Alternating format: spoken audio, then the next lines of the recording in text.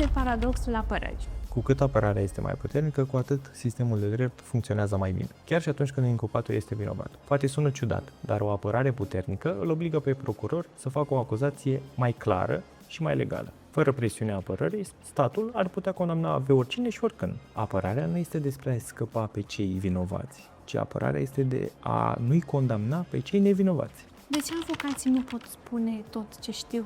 În primul rând, trebuie să avem în vedere confidențialitatea impusă de lege. Noi, ca avocați, avem obligația de a păstra confidențialitatea și relația dintre client și avocat. Ai putea să câștigi un dosar în care lucrezi? Sincer, nu. Trebuie să cred într-un dosar, astfel încât să am posibilitatea și să am tăria să-l fac pe judecător să creadă și el că acel client este nevinovat. Care este paradoxul meseriei de avocat? Astăzi poți apăra un vinovat, mâine poți apăra un nevinovat. Dar soluțiile pot fi total diferite. Cel nevinovat poate fi condamnat, iar cel vinovat poate să nu fie condamnat.